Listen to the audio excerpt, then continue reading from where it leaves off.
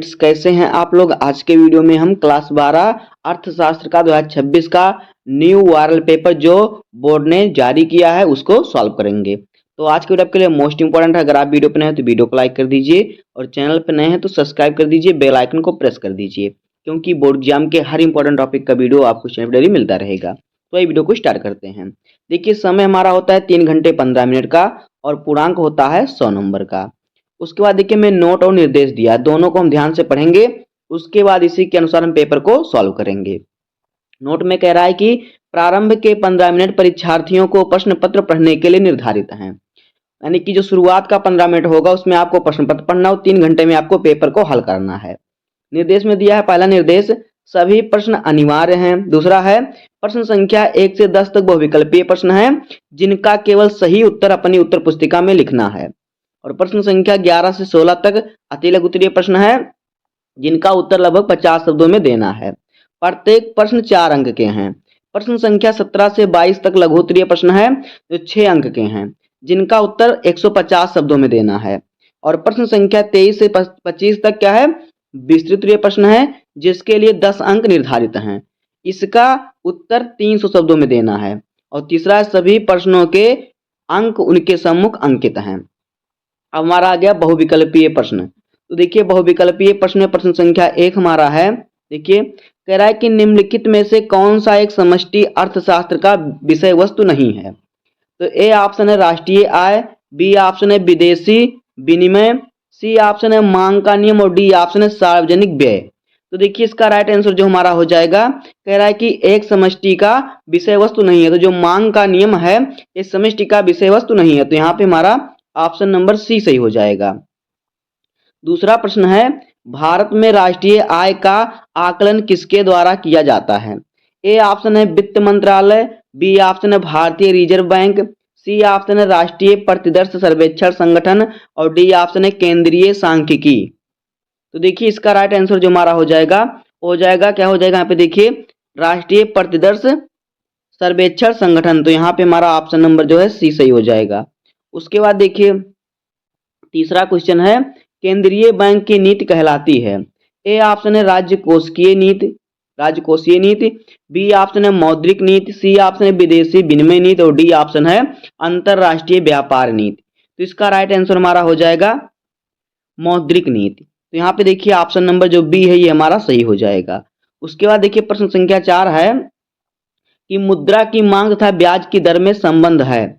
A option है प्रत्यक्ष, B option है विपरीत, सी ऑप्शन है अप्रत्यक्ष और डी ऑप्शन है स्थिर। तो इसका राइट आंसर जो हमारा है वो क्या हो जाएगा, वो हो जाएगा विपरीत। तो यहाँ पे देखिए हमारा ऑप्शन नंबर जो बी है वो सही हो जाएगा। उसके बाद देखिए, प्रश्न संख्या 5 है, सीमांत उपभोग प्रवृत्ति एमसीपी तथा सीमांत बचत प्रवृत्ति एमपीएस का योग होगा। ए ऑप्शन है 0, बी ऑप्शन है 2 और सी ऑप्शन है 1 और बी डी ऑप्शन है 3। तो देखिए, इसका जो राइट आंसर हमारा हो जाएगा वो हो जाएगा 1। तो यहाँ पे हमारा जो है ऑप्शन नंबर सी सही हो जाएगा। उसके बाद देखिए, 6वां क्वेश्चन है, गुणक का मूल्य निम्नलिखित में से किस पर निर्भर करता है। ए ऑप्शन है सीमांत उपभोग प्रवृत्ति पर, बी ऑप्शन है उपभोक्ता की आय पर, सी ऑप्शन है स्वायत्त विनियोग पर और डी ऑप्शन है ब्याज की दर पर। तो देखिए, इसका राइट आंसर जो हमारा है वो हो जाएगा सीमांत उपभोग प्रवृत्ति पर। तो यहाँ पे हमारा ऑप्शन नंबर ए सही हो जाएगा। उसके बाद देखिए, 7वां क्वेश्चन है, भारत सरकार के वार्षिक बजट की अवधि होती है। ए ऑप्शन है 1 जनवरी से 31 दिसंबर तक, बी ऑप्शन है 1 जुलाई से 30 जून तक, सी ऑप्शन है 1 अप्रैल से 31 मार्च तक और डी ऑप्शन है उपरोक्त में से कोई नहीं। तो इसका राइट आंसर हो जाएगा 1 अप्रैल से 31 मार्च तक। तो यहाँ पे हमारा ऑप्शन नंबर जो सी है वो सही हो जाएगा। उसके बाद देखिए, प्रश्न संख्या 8 है, मंदी के समय कैसा बजट उपयुक्त रहता है। ए ऑप्शन है अतिरेक बजट, बी ऑप्शन है घाटे का बजट, सी ऑप्शन है संतुलित बजट और डी ऑप्शन है इनमें से कोई नहीं। तो इसका राइट आंसर हो जाएगा घाटे का, यानी घाटे का बजट। तो यहाँ पे ऑप्शन नंबर बी सही हो जाएगा। 9 नंबर क्वेश्चन है, विदेशी व्यापार में घाटा होता है जब। ए नंबर है आयात घटते हैं, बी ऑप्शन है निर्यात घटते हैं, सी ऑप्शन है आयात निर्यात से कम होता है और डी ऑप्शन है निर्यात आयात से कम होता है। तो इसका राइट आंसर हो जाएगा जो निर्यात होता है वो आयात से कम होता है। तो यहाँ पे हमारा ऑप्शन नंबर डी सही हो जाएगा। उसके बाद देखिए 10 नंबर क्वेश्चन है, अदृश्य निर्यात का अर्थ है। ए ऑप्शन है निश्चित वस्तुओं का निर्यात, बी ऑप्शन है वस्तुओं का निर्यात और सी ऑप्शन है सेवाओं का निर्यात, डी ऑप्शन है पूंजी का निर्यात। तो इसका राइट आंसर हो जाएगा सेवाओं का निर्यात। तो यहाँ पे ऑप्शन नंबर सी सही हो जाएगा। इस प्रकार से यहाँ से आपको मिल जाएंगे 10 नंबर। 10 बहुविकल्पीय प्रश्न पर आपको 10 नंबर मिल जाएगा। उसके बाद आपका आएगा अति लघुत्तरीय प्रश्न, और अति लघुत्तरीय प्रश्न आपका 6 प्रश्न आएगा, जहां से हर प्रश्न आपके 4 नंबर के होंगे। तो यहाँ से आपका जो हो जाएगा 24 नंबर हो जाएगा। तो यहाँ पे देखिए प्रश्न संख्या 11 है कि व्यष्टि तथा समष्टि अर्थशास्त्र में अंतर स्पष्ट कीजिए। 12 नंबर क्वेश्चन है सीमांत उपभोग प्रवृत्ति किसे कहते हैं। 13 नंबर क्वेश्चन है स्थानापन्न एवं पूरक वस्तुओं में भेद कीजिए, यानी अंतर बताइए।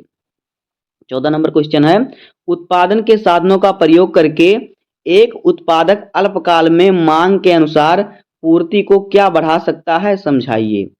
और 15 नंबर क्वेश्चन है कि आपूर्ति सारणी ने कीमत तथा मांग को किस किस अक्ष पर दर्शाते हैं। और 16 नंबर क्वेश्चन है बाजार में कीमत का निर्धारण किस प्रकार होता है। तो इस प्रकार से 6 क्वेश्चन आपके 6 क्वेश्चन 4-4 नंबर के हैं। तो यहाँ से आपका 24 नंबर आपको यहाँ पर अति लघुत्तरीय प्रश्न पर मिलेगा। उसके बाद हमारा आ गया लघुत्तरीय प्रश्न। लघुत्तरीय प्रश्न हर प्रश्न आपका 6 नंबर का है और आपके 6 प्रश्न हो जाएंगे। तो यहाँ से आपको मिल जाएगा 36 नंबर। तो यहाँ पे देखिए 17 नंबर क्वेश्चन है कि पूर्ण प्रतियोगिता का वर्णन कीजिए। 18 नंबर क्वेश्चन है केंद्रीय बैंक के प्रमुख कार्यों का वर्णन कीजिए। और 19 नंबर क्वेश्चन है राष्ट्रीय आय की अवधारणा क्या है। 20 नंबर क्वेश्चन है y बराबर c प्लस आई को स्पष्ट कीजिए। 21 नंबर क्वेश्चन है एक विकासशील देश के विकास में राजकोषीय नीति की भूमिका बताइए। और 22 नंबर क्वेश्चन है भुगतान संतुलन के असंतुलित होने से देश पर क्या प्रभाव पड़ता है। इस प्रकार से देखिए यहाँ से आपको मिल जाएगा 36 नंबर, यानी 36 नंबर का आपका आएगा लघुत्तरीय प्रश्न। उसके बाद आपका आएगा दीर्घोत्तरीय प्रश्न। दीर्घोत्तरीय प्रश्न में आपका हर प्रश्न 10 नंबर का होगा और आपको 4 प्रश्न दिए, सॉरी आपको देखिए 6 प्रश्न दिए जाएंगे। यहाँ से आपको केवल 3 प्रश्न को हल करना होगा। तो देखिए 23 नंबर क्वेश्चन है मांग की लोच से क्या तात्पर्य है। मांग की लोच को प्रभावित करने वाले कारकों का वर्णन कीजिए। ये भी क्वेश्चन 10 नंबर का है। अथवा करके दिया है कि उदासीनता की लोच विश्लेषण से आप क्या समझते हैं। उदासीनता वक्र की सहायता से उपभोक्ता के संतुलन को स्पष्ट कीजिए।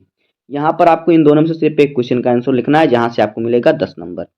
उसके बाद देखिए 24 नंबर क्वेश्चन है पूर्ण प्रतियोगिता को सविस्तार समझाइए। क्या पूर्ण प्रतियोगिता को व्यवहारिक जीवन में लागू कर सकते हैं। अथवा करके परिवर्तनशील अनुपात के नियम को विभिन्न अवस्थाओं का वर्णन कीजिए। यहाँ पर भी आपको इन दोनों में से सिर्फ एक क्वेश्चन को हल करना है, जहां से आपको मिलेगा 10 नंबर।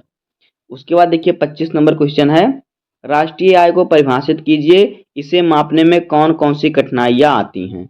अथवा करके दिया है आर्थिक प्रणाली के समुच्चय को स्पष्ट कीजिए। तो यहाँ पर भी आपको इन दोनों में से सिर्फ एक क्वेश्चन का आंसर लिखना है, जहां से आपको मिलेगा 10 नंबर।